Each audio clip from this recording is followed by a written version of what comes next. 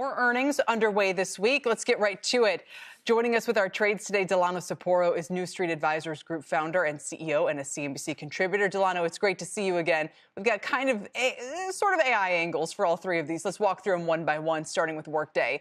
40% higher on the year. D.A. Davidson says strong pipeline build and client interest in AI has something to do with that. They also expect their subscription revenue to climb 18% from the previous year. You like this one? Would you stick with it?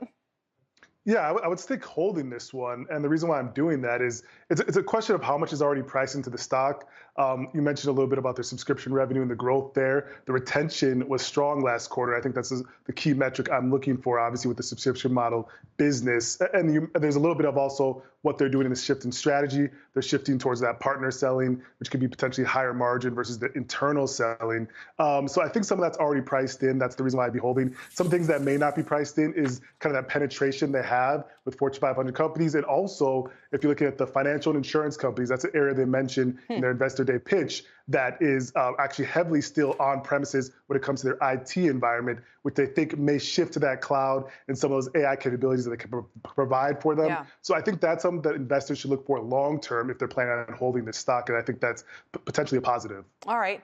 Workday mildly positive. Next one, you're more positive, and it's Intuit, whose shares are up 14% this month, 45% for the year. And Morgan Stanley says they're among the best positioned software companies when it comes to incorporating generative AI. The Street will be watching to see how Intuit deploys and monetizes it across things like TurboTax, QuickBooks, all those familiar names. Why are you so bullish here?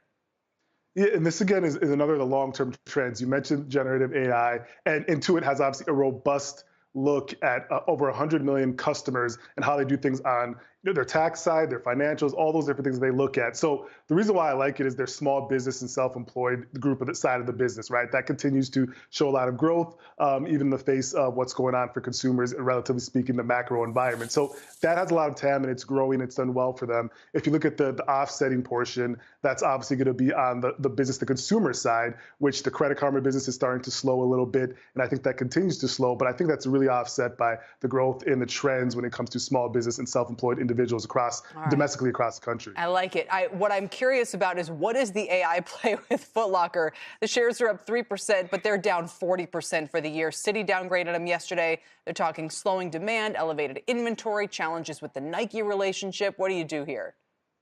Yeah, this is one that is more fade for me. And if you look at it, and that's the good question about what they're going to do with AI. I was looking at the portfolio of business and what they're bringing to the table in stores. As you mentioned, it looked like at first the Nike partnership was going to have actually less than 50% of their portfolio. They've actually renewed that partnership, and it looks like it's going to be closer to 50 to 55%. So that's a positive for them, but it's still a lot lower than roughly the 75% that they had prior, which I think was a strong point for them when you look at, obviously where the shoe market. So I think, they're driving inventory by lowering margin. I think that's something that can sustain for now, but I don't know how much longer they can do that. I think that's, more of a fade on my end. Problematic, even if they're using AI to track consumer behavior, which is, there you go.